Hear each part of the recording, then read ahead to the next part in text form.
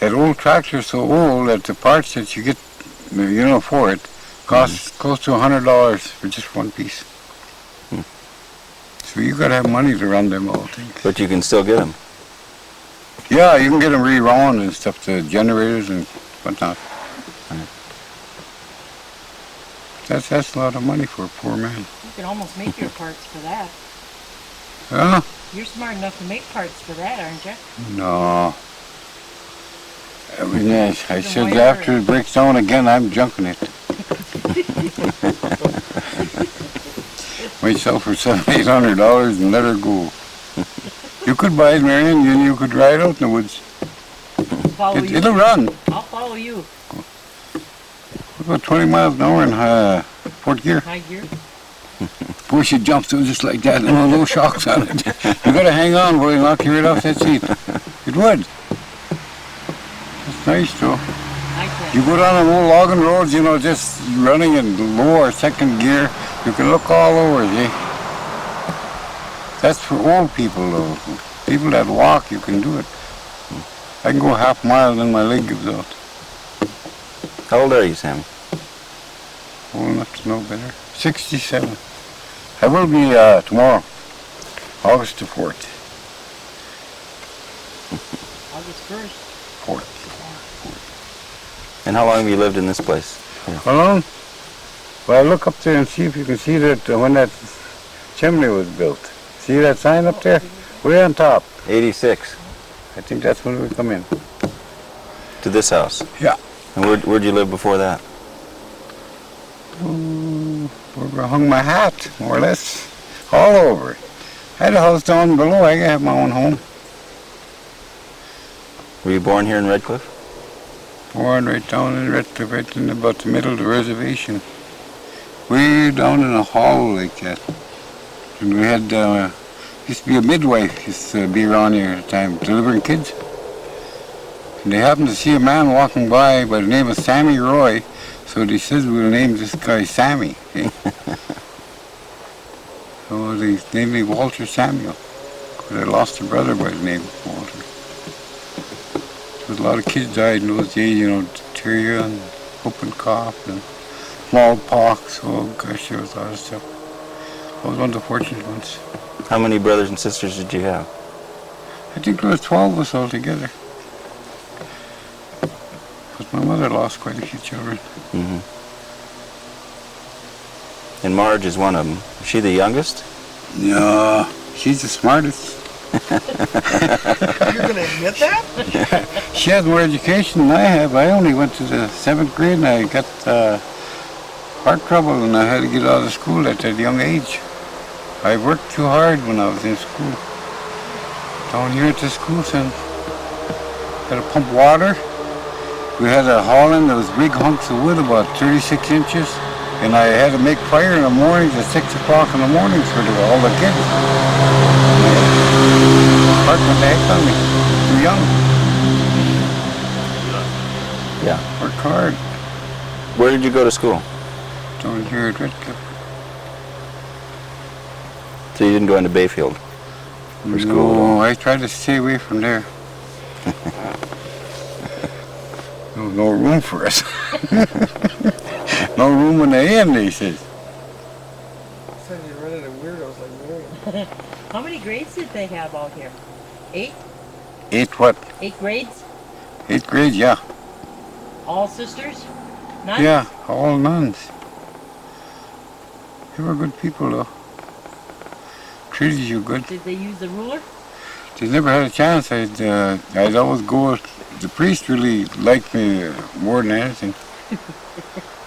So she'd send me to the priest. He'd give me candy and everything. We'd sit there and shoot the bull, He'd buy toothpaste for me, toothbrushes, and whatnot. He treated me good, my father. So I had good treatment there. And I eat breakfast with the nuns, or the priest rather.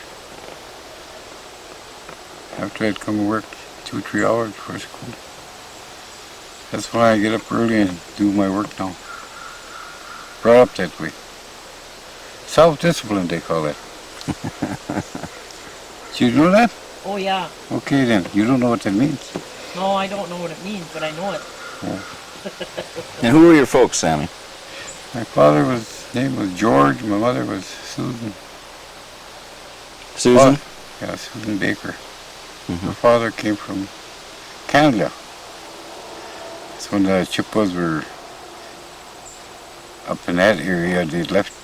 I don't know if he ever come from Wisconsin or he was born up in the area or not, but he was dead before I was born.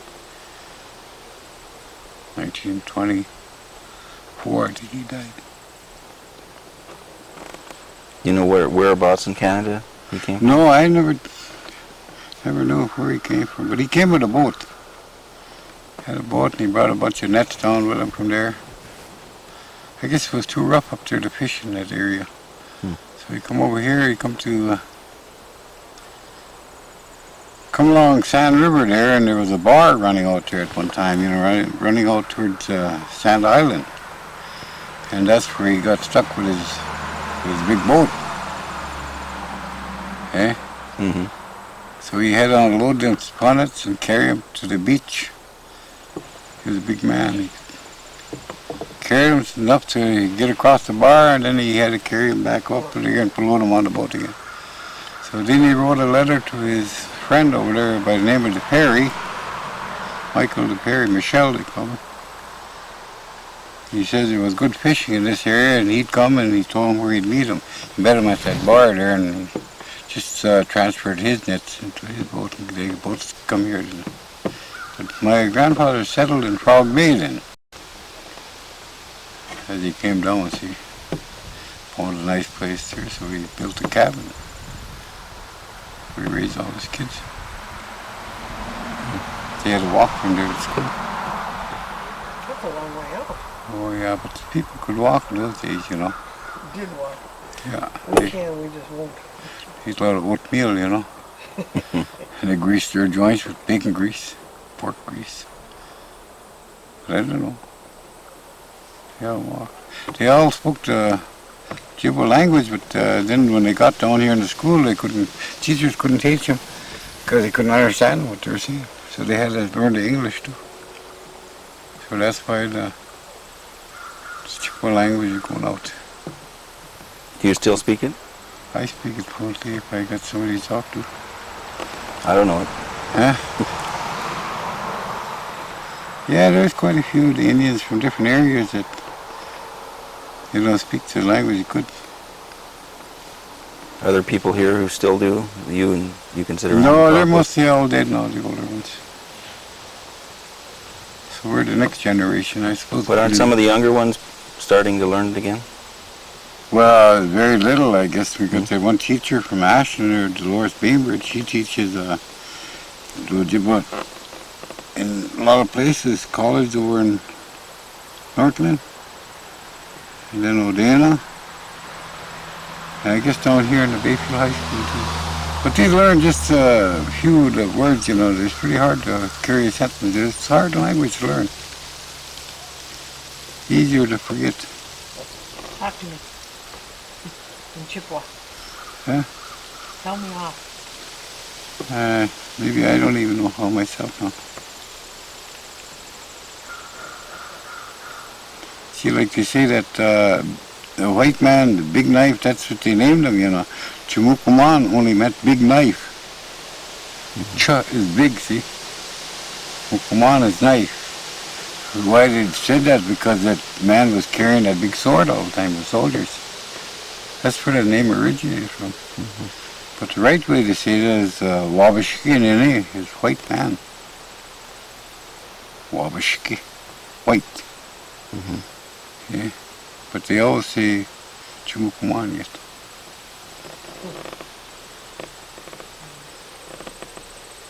I really don't know how to say hillbilly. Just Canuck. Canucks.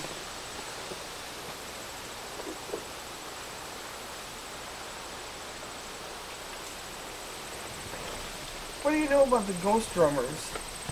Drummers? The ghost drummers. Or something like that. Where was it supposed to originate from? I don't know, there's some legend about the ghosts come back and drum and it's a good omen. I just heard about it the other day. Well, I don't know. It might have been before my time because I remember years ago we used to have our own dancing and drumming here right at Redcliffe, more or less down at Pageant grounds where they set up all summer. You know, they'd come right in and they'd drum all night. That went out in 1924, the year after I was born. It's pretty hard to remember that. So I guess my brother remembered it. I mean, My the brother. pageant grounds was Indian ground before it was the pageant. Gosh, I don't know what it was before it was the pageant grounds. I imagine it was just a big wooded area and they cleared it all out for that reason, for the purpose, so you could come in with a boat, I guess, more or less. And that was in the moonshine days, you tell me. I guess they had more booze there than anything else, but they had a lot of food. People had set up stands and they were selling food. I don't know where they got the money from.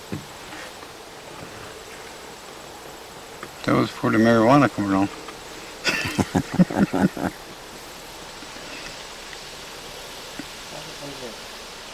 Stands are better than marijuana. Well, I guess they get pretty high on it. The price is going up now, they can't afford it. Did you used to do moonshine? Well, I had a few drinks of it. I'd find a bottle someplace, you know. And I always knew what it was. But we used to go around picking up them old bottles after drunks like that, and we'd get a penny apiece from, take them down to Bayfield there. And there was an old guy there that right alongside of Morty's bar. He used to buy them, penny apiece. I forget his name now. But there we'd be packing them old bottles down big in them burlap sacks.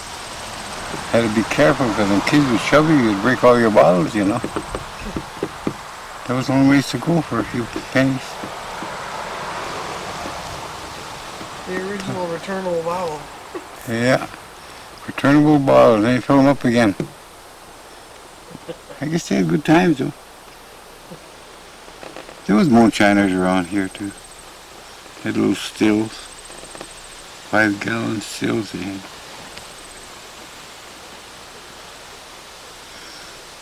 I suppose we could go to that again if the gas price goes up and make corn. Corn, what do you call them for fuel? Yeah. I guess that's allowed, you're allowed to do that. Yeah. Yeah, but you just have to convert your carburetor or something. Well, after you left school, Sammy, what'd you do? What did I do? I had to take it easy because I had heart trouble. So I followed my mother around more or less. I went to all those places and they'd be talking their Ojibwe language and I'd be picking it up like that way, see, more or less. And then I joined in with them and sew whatever they were doing, making quilts and putting the sticks up for them, you know. They'd have to turn them like this. Mm-hmm. And they had cloth on, see, they'd pin them so far, then they'd line up on one side and this side, or outside, and stitch them. That was quite a job. You know, a whole bunch of them. Mm-hmm. They'd be talking, they'd put out a meal. They went to different houses. Then they made those big quilts with the yarn too, you know, they dip down like this and tie them with batten inside. Those were nice and warm. Then they used that flannel, you know, for the one side. Then I helped them make mattresses. I was in all that stuff. How'd they make mattresses? Made them out of cotton. You lay it all down, you know, and put what you want, and they made the tops, and then you put sticks on it. I guess. Crosspiece. You just slide them in there. Slide the top over them. And that was the hardest thing to stitch along the edges, you know, like Well, Look at yeah, that. going all along the edge, and you had to go through it. So when did you live in the teepee? We lived out on the islands, and we made our own just out of felt paper and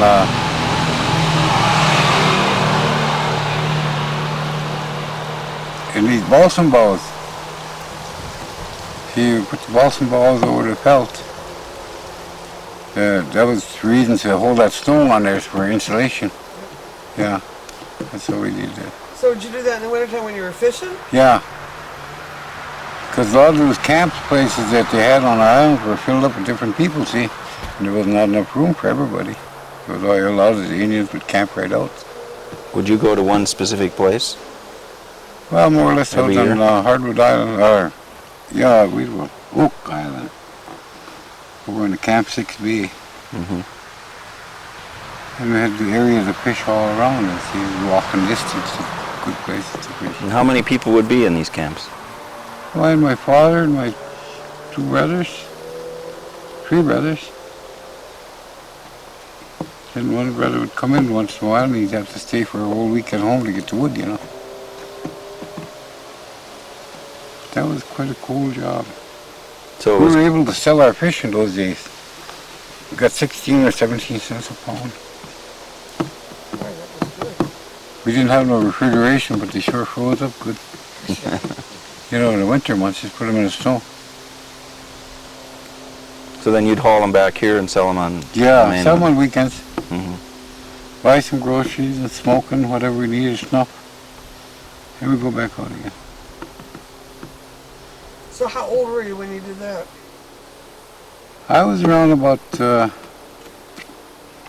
after I felt better, must have been about 16, 17. So a lot of times too we'd go to the lumber camps for the winters out in Michigan. That's why I know so much about Hurley. I was a Hurley man. I was young, but I could. Why we did it, I suppose we more or less could get our booze there. See, they never questioned you what you were, what nationality. Mhm. As long as they would give you the money, say a quarter a bottle. Keep the cap on though, because they'd spike it. A lot of people would get rolled there, you know, them old timers, you know. Never knew, never learned. Come in by one or 2 drinks and they were laid out and they'd throw them. Give them enough for breakfast and they'd go back to camp broke. Wow. Yeah.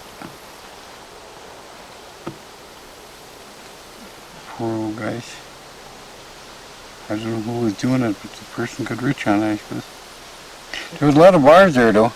Really, there was a lot of bars. I don't think there was 90-some bars, but there was bars every other door, they'd say.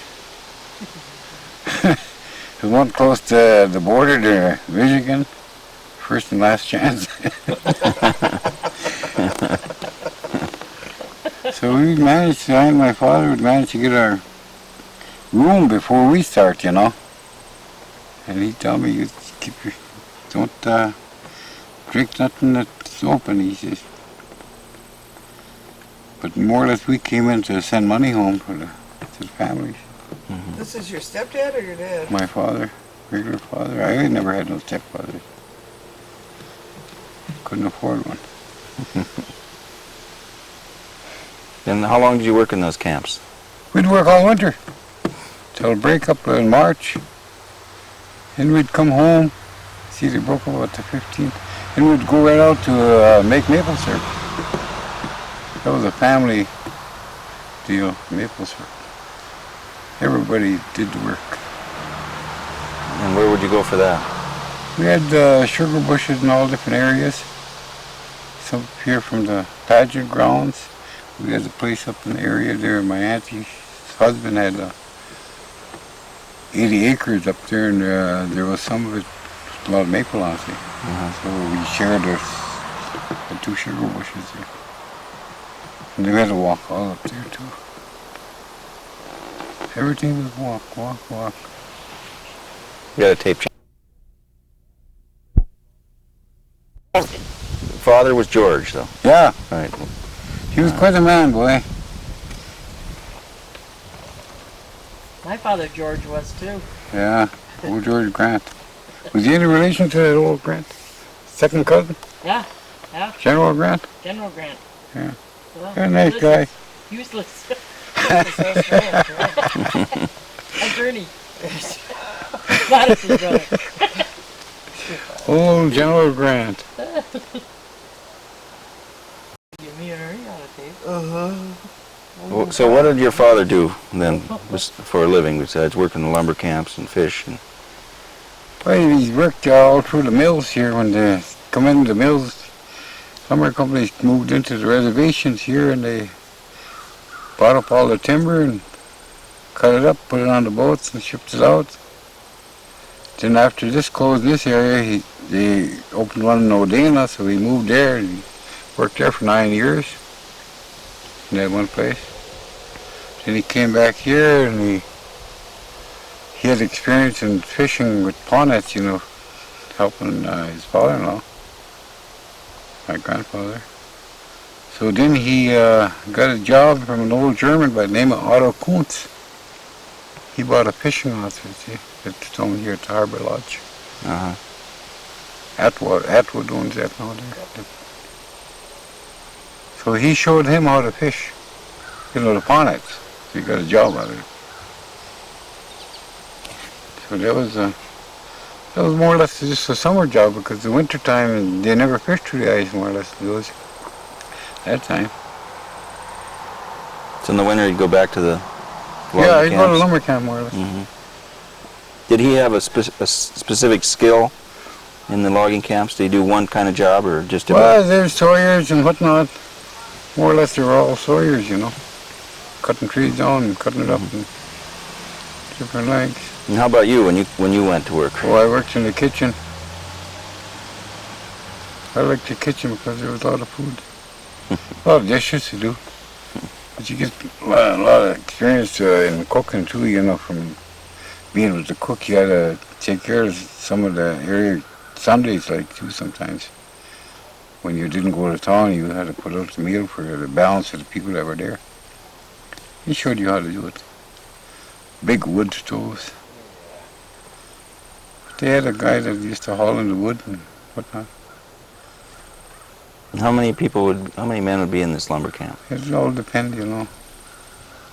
200, 150, different areas. But I don't want to tell you about the lice they had around there, the bugs and stuff too.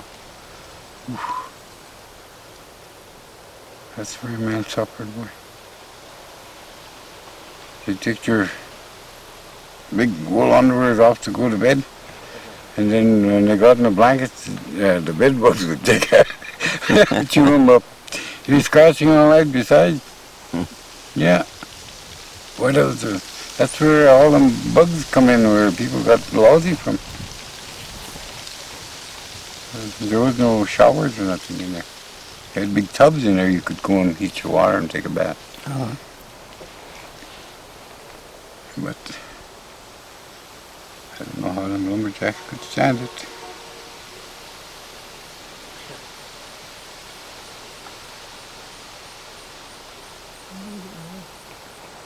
When did you get married? Married? Yeah.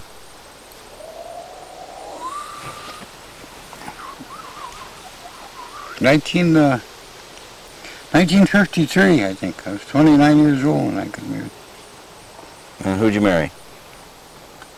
Married a woman by the name of Myrtle Basney. Mm-hmm. She related to Frank? Frank Basney? Mm-hmm. Franklin? Yeah, Franklin's her uncle. Her uncle? Uh-huh. That was a big family, a Basney family. Well, so how old were you when you went to war? About 19. See, I went in when I think I was 1943 when I went in.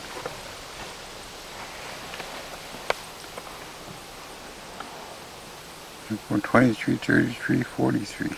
20 years old. Had to be. Joined up? No, they drafted me. I didn't think I'd make it because, you know, I had the heart trouble and stuff. Mm-hmm. But they've never found any trace of it. I ever had heart trouble when I went through the service. I made him go to the line twice to check it out, you know, the machines there. He said, "You're all right," he said. "You'll make a good soldier," he says. That was in the Army? Yeah. Right. "If you won't have to cut your hair," I said, "you just do it once too and that's it. Because I get headaches if I got short hair." In those days, they'd take anybody though. Well, no, there was a choice. There was a lot of people that I trained with, you know, that did fall down or something. The officers would kick them and everything. It was just like prison. I said, "You can't do that." He says, "Who the heck are you?" Well, I says, "It doesn't look right to me that you'd be kicking a man here, and I would want to have a man with me that can't do the job. So it's best that you just leave him go or let him get him out of here and get some new ones." So they'd listen to me a little bit. I was too mouthy, I guess. But they never bothered me. You're not supposed to talk back to them officers, you know. They're supposed to know it all. Yeah. But I don't think so. Sammy knew something. Yeah. I had a lot of outs with them people. Where'd you go to boot camp? We went into Camp Howes, Texas. It was just a new camp that set up. It was just a tar paper shack, you know, built. Barracks like. Went there in the winter time. A few guys kept coming in. Pretty soon they had to pull them out, and then they started training. And it was all right. I liked that because a lot of running, walking, rifle range, bayonet course.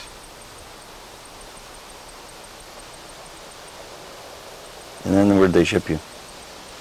From there, at the last day in training house, we were on bivouac,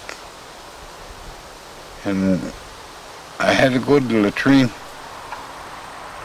So I run in Texas, and there's a lot of rock, and I tripped and I busted my kneecap and all that.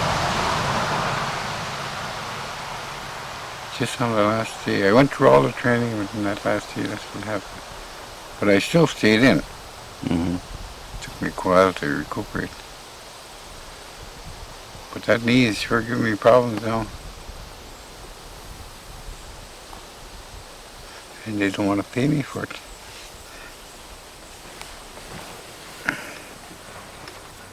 So, been after him ever since. So I got to the service 45. How many years I've been fighting? You got to keep right after him. There's too many of them, you know.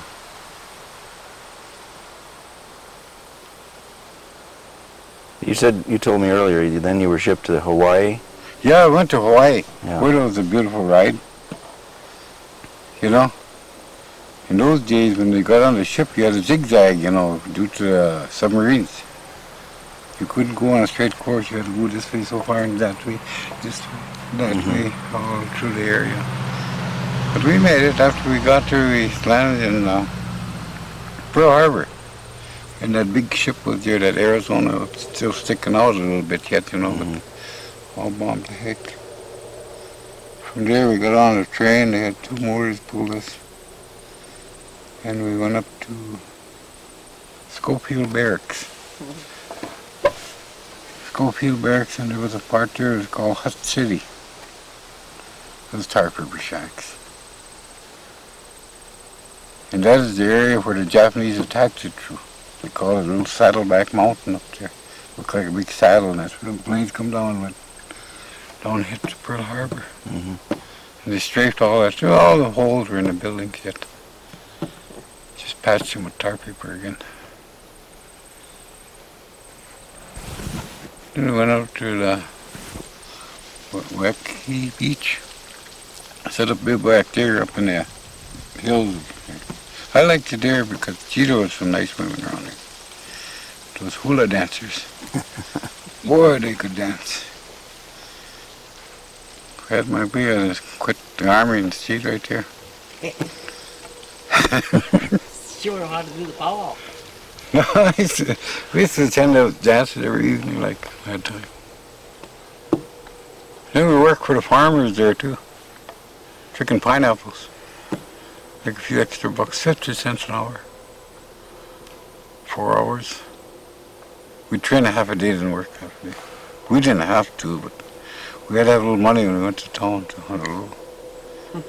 So And they'd let you do that, work on the side, huh? Yeah, they'd let us do that because they were short of help. Uh-huh.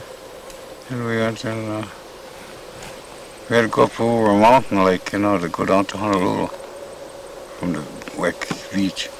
We'd go up like this, and then we had to back up to make the turn. That's what the sharpened was. Sitting up over and 250 feet drop down there, go up down to Honolulu.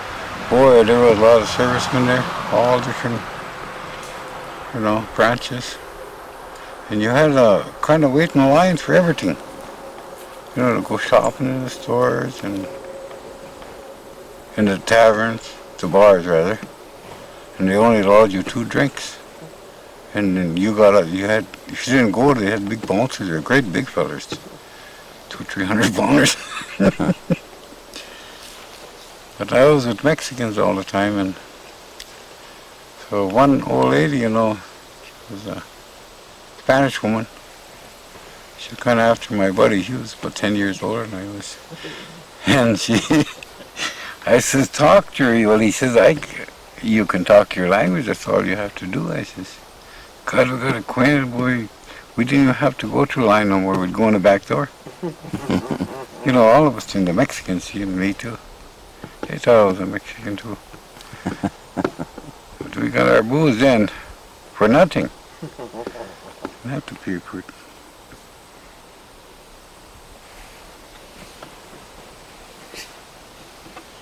So did you stay in the Army until the war was over then? Yeah.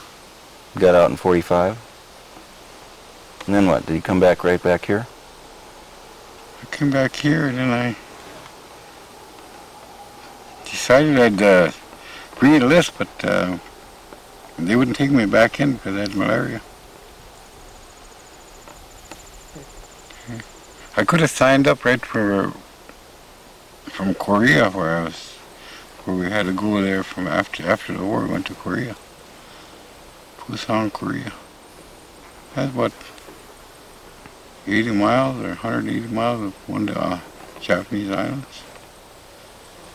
We was processing Japs, incoming Japs from Manchuria and around that area, then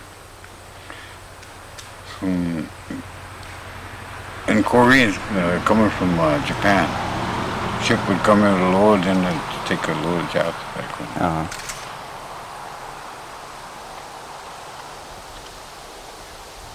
But when you came back and you couldn't re-enlist, what did you do here then? I went out east. My brother-in-law said I could pick up work here or get in some of the National Guard or something and work, and I couldn't find no work there. East where? New Jersey. I did some landscaping work around there when I got down there and stuff. And then worked with construction outfits. A lot of those at that time didn't pay unemployment, so I didn't want to be stuck all winter around there, you know. Right. It's hard to find work in the winter times. It's more or less just summer jobs, like. All summer jobs. Well, then when did you finally settle back here? Settled back here? Yeah. Well, I came back and forth. I was down there several times, 2-3 times. Settled. Once you got married? Once you got married or before that? Got married and had a bunch of kids. There's one of my daughters there, Nora. No. I don't know how long I was married, 53, 63, 72. 19 years, then my wife divorced me. She said that I was no good then. I was crippled up. Yeah. Had women. I don't hold it against the women, but they should realize, you know, when a man's crippled up, you can't do a full, day's work and whatnot. I had some kind of a crippling disease. I was paralyzed on one side. You were? Sure. But I come out of it. I was going to say, you don't look like you've been crippled up or... Yeah, I lost all my use to my arm and everything. Had to use a sponge to get it back in shape like this. Mm-hmm. As that attack hit me, whatever it was, and the doctors could never find out what it was. We just found out in later years that it was something went in the back.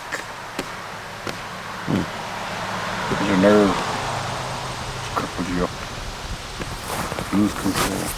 Mine's all right, but you can't do nothing. Your arm goes like this. And you put it this way, she'll fall back that way. You had no strength. See, your muscles, you lose your muscle. So how many kids did you have? We lost our first two children. One died from crib death and the other one died from busted heart vessel, premature. And then we had 7 right running, all good health. What were their names? What are they? Oh, good, I can't remember now, too many. It was Walter Samuel Jr., Keith, George, Peter, Nancy, Sue, Nora, and Paulette. Yeah, that's pretty good. Yeah, I can remember. 7 in a row. 7 right running. Healthy as bulls. And are they still around here? We have Nora, Paulette, Susie, and George here, and the other 3 are out in the cities. Peter's in the city, Sam Junior's in the city, and my boy Keith's down in Florida. He's got it made, that's why. He's, what do you call that? Rides an ambulance.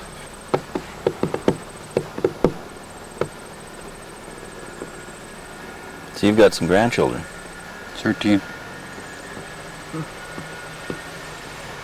So when everybody comes back here, you got a full house.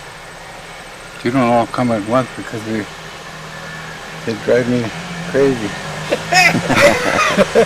we have a factory reunion and like in the fall of the year, like maybe they'll all be here for Labor Day. See, my boys driving up from Florida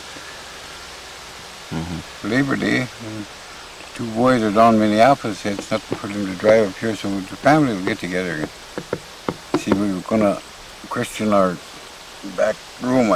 We all put on over there. We got it screened in and probably have a meal in there or something. Screen that in. Boy, I worked hard putting that building up. It's all made out of logs, rough logs, you know. Packed them out of the woods like a packed meal.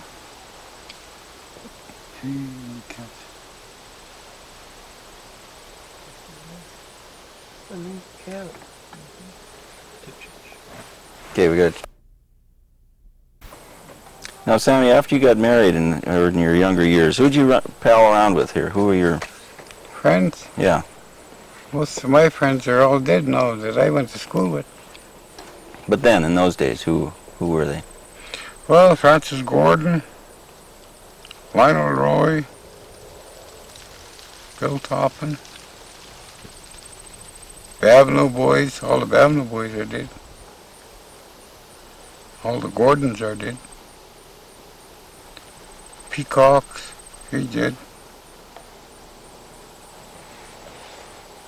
There's very few of us in my age group now. And what kind of stuff would you guys do? What kind of stuff? Yeah. We'd pick berries, pick beans, make blueberries, wherever we could make a few bucks. didn't have no training in those days, you know. Later years we got training. Make a few bucks. We drank like the rest of the people too. Might as well not tell a lie, you know. We were just as crazy for booze as anybody else. But we realized now it's damaging your system, so we quit. Maybe it was too late though. But you feel good when you drink. It's the next day that you feel bad. Nobody here knows that. We don't. No, it's all right to have a few, I think, but when you drink that old green beer, one bottle even, I get just as sick from one bottle if I drink 10. That's aftertaste. Yeah. So when did Myrtle come back? Come back what? To life? She said she left. Yeah. No, she said she left you. Myrtle's guy has gone to the doctor now. I know, but she came back. You got divorced? Yeah, she got divorced and she went to college and she got a degree, I guess it's something, I don't know what it is. Some kind of a degree. Social worker.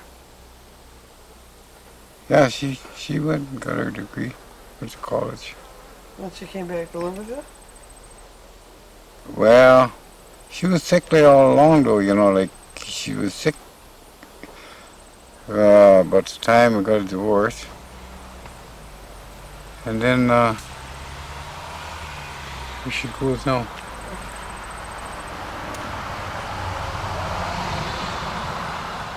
She's probably checking on me. So she's had a lot of problems in her life, you know, with illnesses and stuff. That was more or less the reason why I just got divorced too. But then, around about the 10th year, maybe, she was pretty bad there, so I went back and helped her. Her mother was dying too, so I stayed with Myrtle then. Brought her back to life. I did. And did you get remarried then? You don't have to get married when you're on the reservation. As soon as you live together, it's considered that you're married. That's the reservation law, Indian law. That's one thing we have over the rest of the people. It ain't the only thing, buddy. Yeah, that's the only way to live. You can take off anytime as long as you have wheels. You don't need lawyers. Don't need no lawyers, you know. We get along good now. But she's been sick, you know, from the last year when she got that appendicitis attack and that thing busted and poisoned her system. Boy, that was the worst thing there was for her anyway, you know. So lay in a darn hospital and open incision and they had to cut away that flesh, you know, as it wouldn't heal. It was just that poison and there was still coming out. 2 months she spent there after the operation. No, 8 days. Went to my son Sam's. I took care of her there. When she went back, she didn't feel good. They looked at her and she was draining, you know, and it was just yellow that was coming out. It's a poison was coming out. So she had to lay in there 2 months. But I was back and forth from here down there. Sometimes I'd make a round trip from here. Started at 4 in the morning, I'd be down at 8, I'd be down to the hospital at 9. And I'd get back to my daughter-in-law's, but noontime I was back home here at 4 again. That's a lot of driving. Well, yeah, go like heck. Put a lot of miles on that little truck that gets on there. But she recovered. She didn't actually recover in the hospital. I brought her home here and then I worked on her with the doctors. You know, I had to go down there and watch them how they handle all that, you know, rubber gloves and stuff. Hands are so big I couldn't find a glove to fit on here. Put them on, they'd break. But we managed. I took care of her here, right here. Nurse would come once in a while. The nurse would get about $68 every time she come up to visit. I didn't get nothing. You got Yeah. your wife. Yeah, then we brought her back to, she healed up the incision. There was no stitches in it. There were medicines and then I got, let me show you what I used here. If I can find some, you don't have to put me work with anything. But I did it to you. It's young though.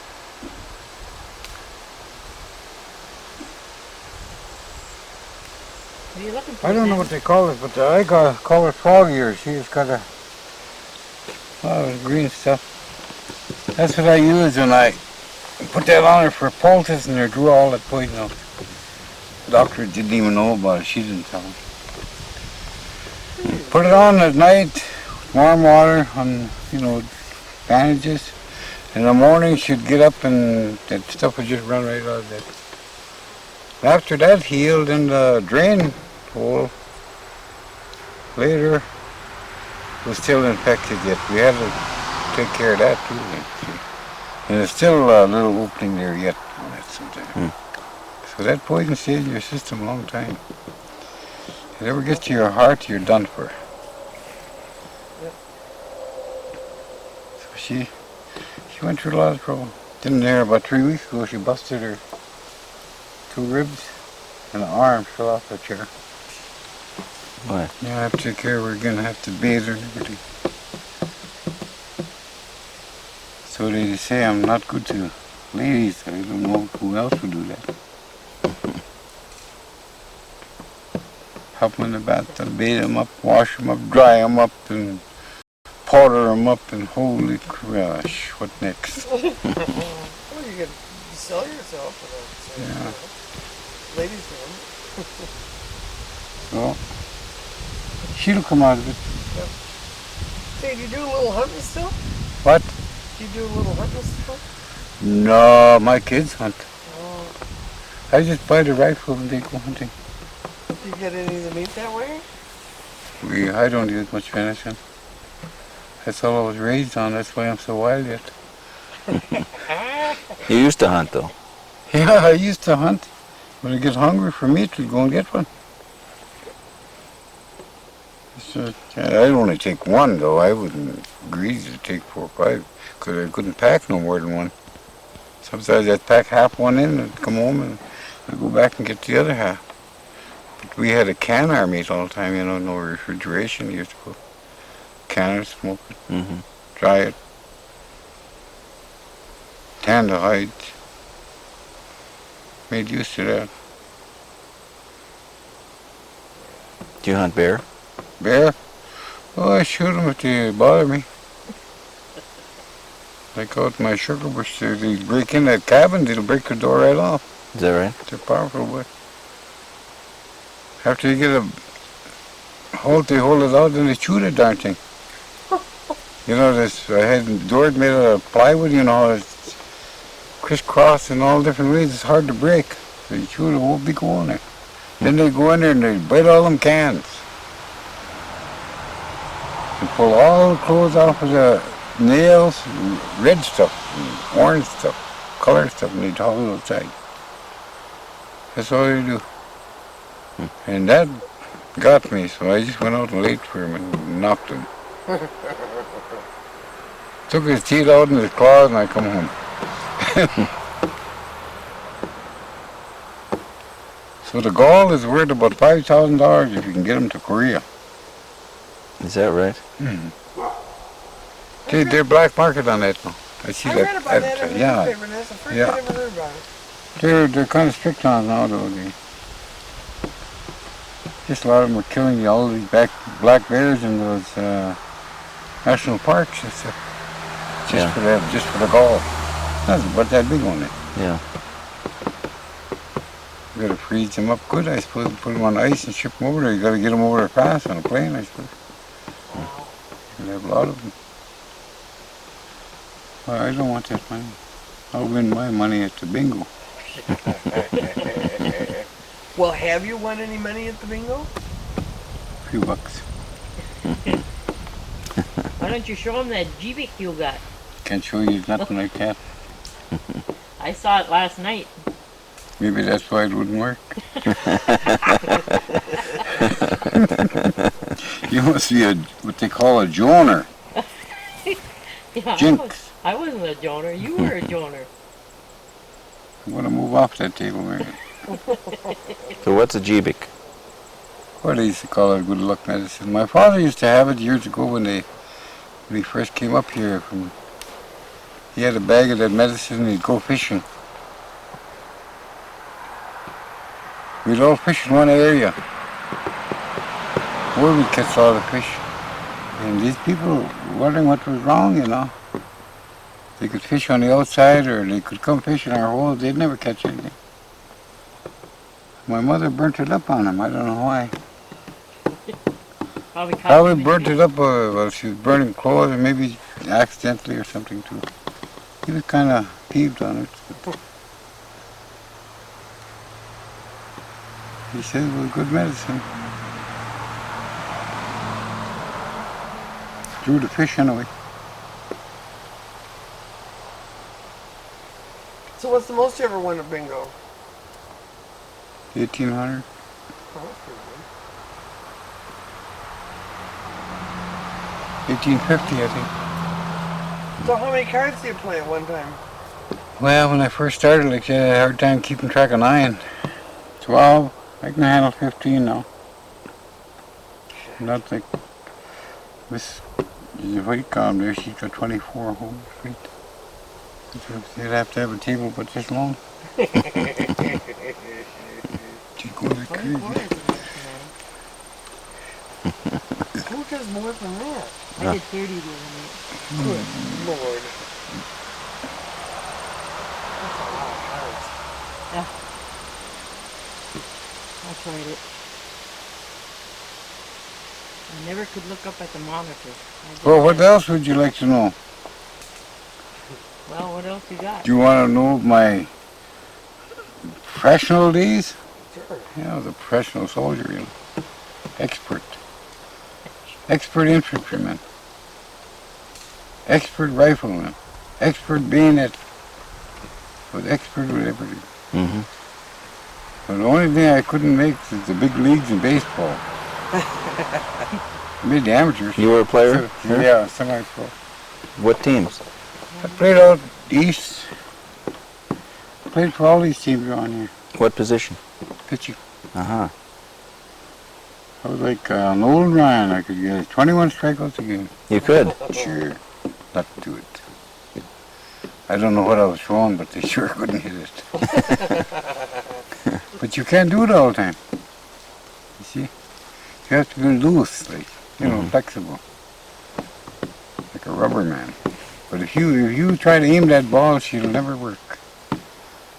Because you're too tight. You must have thrown it pretty fast. Well, Yeah. My son was telling the guy down from the Minnesota Twins that his father, before they could record it, he says he could throw that ball 100 and some miles an hour, he says. He was telling him about me. He says the umpire had to wear break counts, two of them breast protectors, he says, in case the catcher missed it, because it would go right, it would knock him right down. Is that right? But I know when I used to pitch out to Madeline, that my cousin Junior Newago, his hand, if he didn't put a stake in there, then he couldn't use that for a while. Get just red. He was a catcher. Yeah. Yeah. You don't have to throw no curves or anything when if you got a good fastball. It'll either rise or drop, you know, up this way or this way. Mm-hmm. My fingers are so small, you know, I should have had a smaller ball for these little fingers. But I see them professionals there have a hard time too, you know. They can't do it all the time. That's right. And the batters too, you know, like watch them sometimes, they're good some days, they can hit like crazy, and next time they can't hit nothing. Yeah. It's just, then they do it every day. You would think they get better as you know, go along. It tensed up too, I suppose. Because you get some close shaves sometimes. Yeah. So was there a Bayfield team? Yeah, Bayfield had a team. I played for Bayfield. Or for Madeline? Madeline too. I pitched ball out there against colleges. Mm-hmm. And then where'd you go? I pitched all over it. Fort Wayne, Washburn, Odena. And I went out east and I pitched for a team out there, semi-pros. But I was a little too old, I think, to start the sure. Didn't go to service like that. I probably could have gotten. I played ball in the Army. I was the only amateur with all those pros. Mm-hmm. And I didn't even make it as a position. I made it as a bench warmer. I was a pinch hitter. Mm-hmm. Just sat on the bench and did my duty as come up to pinch hit. There's a lot of professionals and they're young guys. Right. Divisional teams, you know. That's what they took, you know, most of them guys that could make it. Because I was training with a young guy in our camp area there. It was all full of rocks, you know. They had them crushed rocks, like white rocks. I said, don't throw it on the ground there because I don't going to pick it up. It would hit me in the face. And after he'd get them warmed up, then I'd say, you warm me up now. I couldn't find a left-hand glove, so I used that old first baseman glove. I knocked the webbing out of it, you know. I said, you got a good fastball too, he said. So I made the team there. Played all summer. Did Redcliffe have a team? Yeah, we had a team here too. We had so darn many players that I'd go and play where they'd give me a little money. Madeline, I'd get two quarts of whiskey and $35. So that was better than. So is this after the war? Yeah. That old Lee Russell. You heard of him, didn't you? He was a good ball player too. He used to be a ball player, yeah. And that beach club there. That was Howard. Uncle or brother? Howard, brother. Then he was a barber. I'd get a haircut too.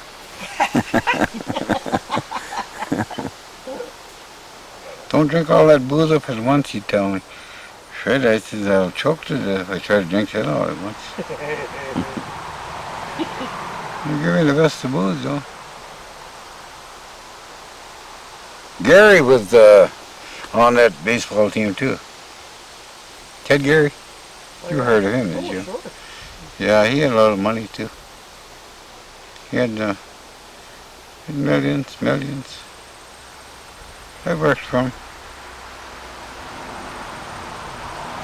I was the one to drink with him. That's all. He wouldn't let me work. He says, DeSanti, he says, I'm paying your wages. Because he spent a lot of money on that golf course. What the heck was it? Around $8 million, I think, to make that. And then I think he only sold it for $2 million. Took a big loss on it. I think that's when his wife was divorcing him. So he didn't want her to get control of it. Women do that. I just say that as a joke. I used to take pictures of every darn thing, fishing and whatnot. So it costs a lot of money. And you look at them and then you should destroy them, get more. Those colored pictures, I don't think they'll hold up to it. They'll fade out after. Oh, Yeah.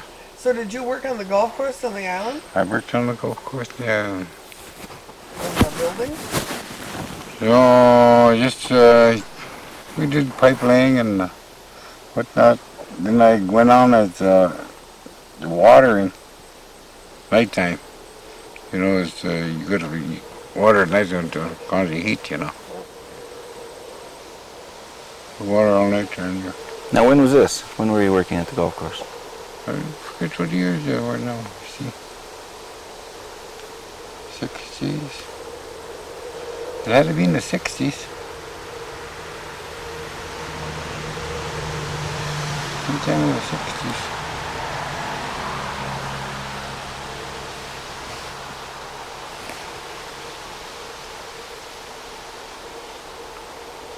I went out there and worked because I was working in a shipyard in Superior.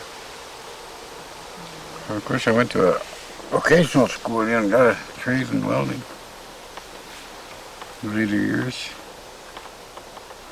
And I went to work in the shipyards Shipyards where? up in Superior, Uh-huh.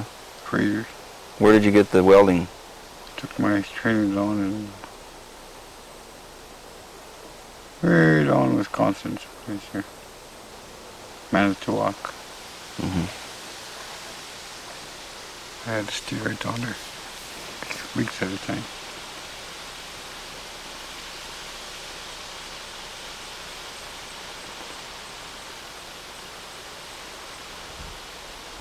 So you've done a lot of different jobs. Yeah, I just handle a lot of machinery. Just by watching, you know, it was easy for me to catch on to handling machinery. Like bulldozers, Mm-hmm.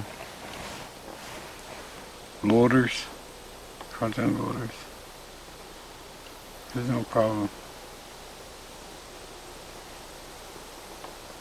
The only thing I don't like is fixing that stuff because you get too greasy. Yeah. Constantly washing up when you handle grease.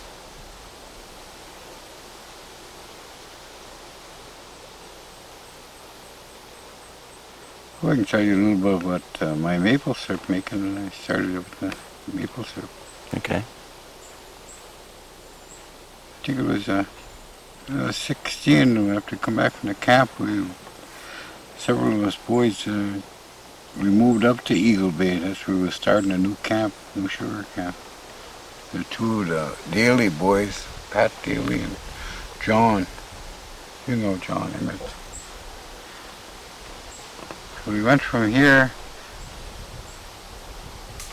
They didn't plow the roads too good in those days. You know, we had to go out and load up my sled with what I needed, supplies.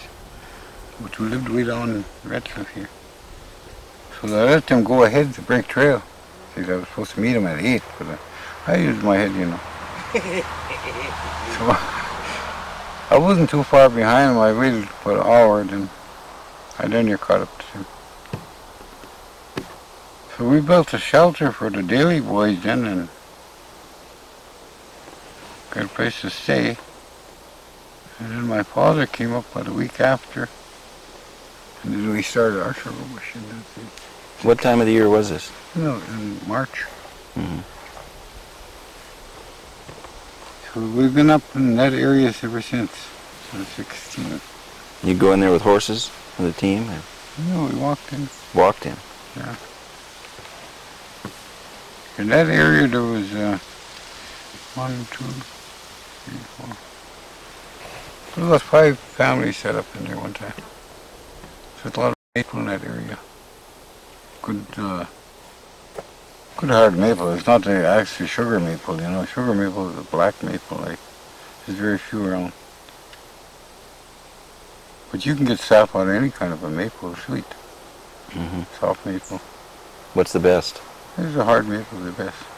More sweeter. Mm-hmm. Yeah. So how would you tap the tree then? In those What would years, you when they started up there, they taught them with notching them. We notched them. Cut a notch in them. Mm-hmm. You know, with the axe, down like this. So that sap would run out and down like this, and it would run in that groove. See? Mm-hmm. Sometimes you put a double, like a V. Then we had an iron made by a blacksmith. It was kind of rounded, like, you know, like this way it had been sharpened, and it had a handle on it, and he put a bigger edge here so you could pound it. Yeah. And this what we'd use to cut our cedars. Cut them out, you know, to cut the cedars out. You just put that iron on there and hit it and then just put it out, see. But we never knew in those days you can split them on the growth rings and it had that same contour. Like, on a growth Put them ring. on what? Your growth rings. Growth. Which You is know what? a growth ring on a tree. Every year Oh, I there's see. a ring. Right. See, that's a growth. Mm-hmm. So that's where we tapped them then. Tap them like that. Then we used baskets. Then they had canning factories around. You could buy those cans. About $8 a hundred, I think. Mm-hmm. So that's what we used then. You set them on the ground those days. And you had to shim them up all the time because the snow kept melting, you know. And the squirrels would tip them over. So that's what you had to do. One guy had to go around and just do that. Look around and see them cans tilted over, you'd shimmer up. Uh-huh. And haul the sap. But we got more sap out of the trees those days that way now, I think, than we do now in the modern ways with the spiles. Mm-hmm. Because it don't thaw out right away, see, it's closed up. Huh. But the groove there is all open, see. As soon as the sun hits that, the ice melts right off and they start leaking right away. So I might go back to that. If you want to come up with your cameras, we can do that. We run it off a generator up there. Yeah. Modern, you know. I got a generator now, I just stick that tube in and I go, ooh. It's like that. Don't have to drill no more. Lord in the arm. All right. And how long would this go on for? Every season? Well, you can get maybe 3 weeks sometimes. It all depends. Sometimes it gets so cold, it's it freeze up. You lose 2-3 days, you know, like. And sometimes it gets too warm. You won't get no sap until it freezes again. Right. See, it just works 2 ways. It's a chance outfit, you know, like. It's unpredictable. Then what would you boil up the sap in? I got some big kettles. Made out of big drums. Boil her up, boil her up. Then when she boiled up to the top, we use a balsam bowl to knock it down. You know, when it comes upward like that? Yeah. You put that balsam bowl in there like that, and you hit that, and it's just like magic. It goes right down. But you know what does that? It's the oil in those little needles. Plain flavored syrup. No, that's don't bother it. And when you're finishing up like that, you use a pork rind. That's oil of it. So, you know, cut a clean piece of pork rind, tie it on the string. When that syrup comes up to there, hits that, and you go down. Is that right? It's an Indian trick. Try that.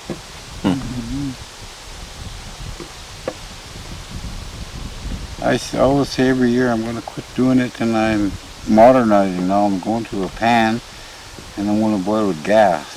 Do you have the drip system, you know, where they all tied together and they're all running, or do you have to go tap every tree separately? Tap everyone separately. They're big. You can get the 3 taps on some of them. See on the east, west, north side will run gas. Coal on that side. See. So this is something you're still doing? Yeah. Yeah. I make sure. Make candy. Make good candy. It's the best candy around. You eat Now one you of make the pickled fish? pickled fish. I make pickled fish. No, I don't pickle no fish. I buy my herring from the ocean herring. I smoke fish. I thought you used to do that. I don't know why. I could, I suppose, but I don't have time for all that. Days are too short. 24 hours. Really, man's got to sleep, got to rest.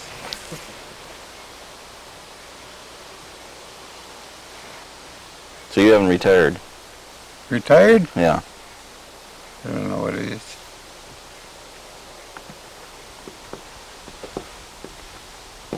I might like to monkey around.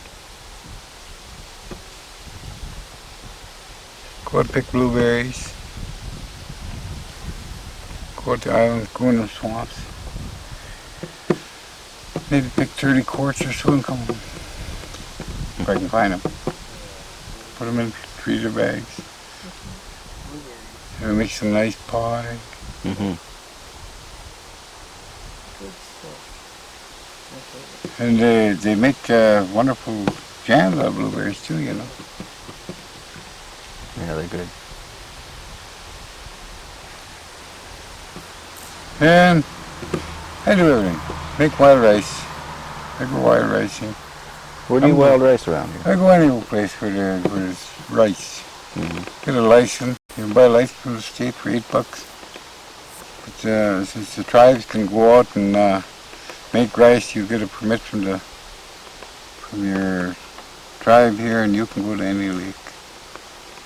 But it's really regulated now, you know. Let you on at 10 o'clock, and you can stay till dark too if you wanna. Mm-hmm. But there's so darn many ricing too, you know.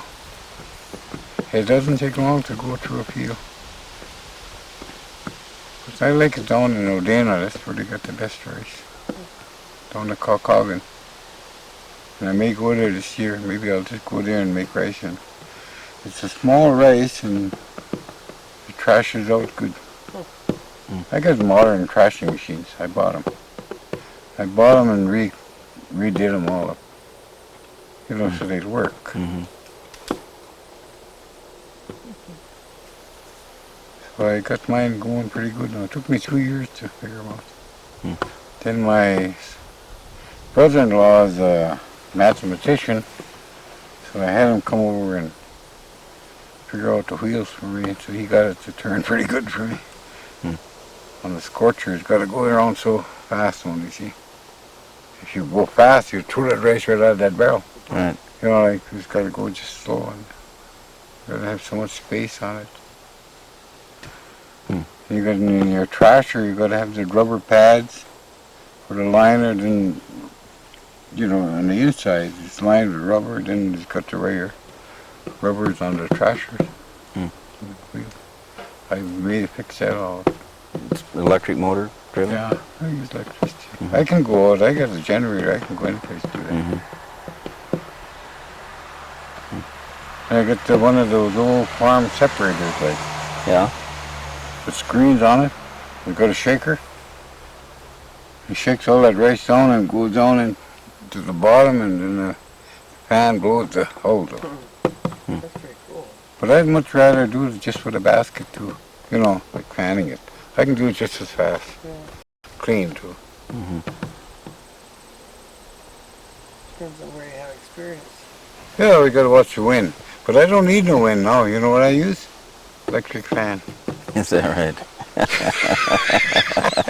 I could set that fan right here and just go like this, and all that stuff would be blowing down. Why wait for nature? Nature is destroying this world. Don't you think so? What do you mean? Man is destroying Well, people are destroying nature, and nature gets back at you, but it Yeah. takes it all on the That's wrong true. people.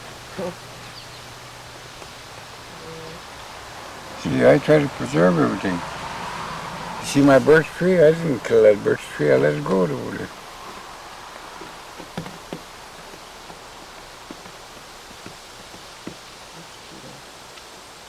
Yeah. Well, the stories are going around, the birch trees are dying from the drought. All the birch trees are dying because they got these boring, some kind of bugs I was reading. And I've been taking birch trees down to Illinois for people that we met there for 25 years. And now I noticed last year when I went down there that tree is dead. You had two of them. It just got little boreholes all through the bark and Well, right somebody there. else said too that Killed it. we had- But I thought it was from it's right alongside of a highway, you know, and the fumes from the Mhm. gases, like that. Some do, but I looked at the tree and I think it's some borax. Boring, Yeah. And she wants me to bring more trees. I can do all the dig up trees. took her a lot of birch. She's got a lot of birch in her yard. But the lady is good to us. She cans for us and everything. She brings tomatoes, canned tomatoes. If she don't can them there, she'll come up here and can them. It's kind of friends to have it. And I give her maple syrup and whatnot in exchange for what she gives us. She'll bring me 10, 12 dozen eggs, maybe more. I give her wild rice. Exchange, you know. That's the thing. Barter and trade, they call that. All right. It's the same thing. I give her fish. It's the same thing. I'll tell her I'm just trading her. No cash over the line. So you've always lived here in Red Cliff? Yeah, except for the time I went out east and when I was in the service, that's all. I love it here. You never thought about moving somewhere? No, I wouldn't move out of here. Why not? Because my Uncle Sam was good to me. He gives me free hospitalization. Well, would you move? You got free hospitalization? Huh? Would you go someplace you had to pay a doctor bill? Like No. Merle's bill went over $100,000. You wouldn't move any place, would you? You'd stay right here where you get that. They got a lot of money to give money to all them other countries, and countries never helped us. Right. That's what I don't like. Right. Yeah, that's the problem there. See, they don't help their own people. Here I'm trying to get 100% disability, and I said maybe I'll get it when I'm about 85, and then I won't even enjoy it. Sure. I'll go back to drinking again if they don't give it to me. I'll threaten them. Well, I bet you're going to be scared, too. Huh? I'll spend my time at Maggie's bar, I'll tell them. I'll be ready for you, honey. One of her bars.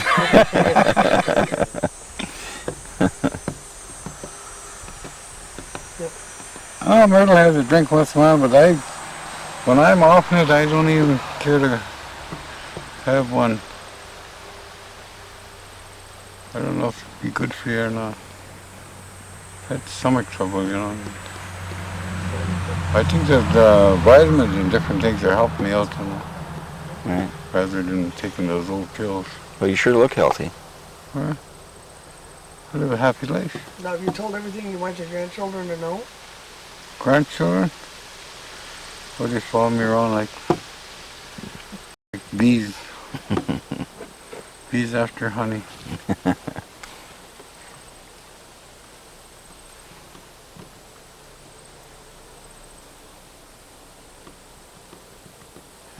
Yeah, I had quite an experience on that little war. Yeah. I didn't mind it. But you see, so doggone many people get killed for nothing, you know. Yeah. They tell them to lay down, put your head down, they still lift it up. It'll get blown right off. Some of them will get right up and they get cut right in half with the machine guns. Yeah. They'll get blown up, legs. Closest it ever comes to being hurt is a mortar shell drop where I was in a foxhole and another Indian. I just pulled him down in time and I ducked down and the mortar shell exploded on the bank there and knocked my helmet off. That's the closest I ever come. Right. But I wasn't going to stay in that hole. I got the hell out of there right away. Yeah. I went over about 20 feet and by God, the next shell didn't hit in that hole. Yeah. But before that, there was several people got killed there because I went and looked after a while. There was brains and stuff in there. You could see right against the bank. They blew their heads. Huh. Yeah. That was... I got out of there. I didn't want my head off. I think if I'd had my strap buttoned, it could have broke my neck. You know, that mortar. But the helmet was loose. That's the close I ever come. Oh, a lot of shooting at me and machine guns and stuff. But I just stuck to the ground. So what is it? Is it a combination of luck and being good at what you're doing? Well, Or what? That you... They all say that the Indian, knows how to survive.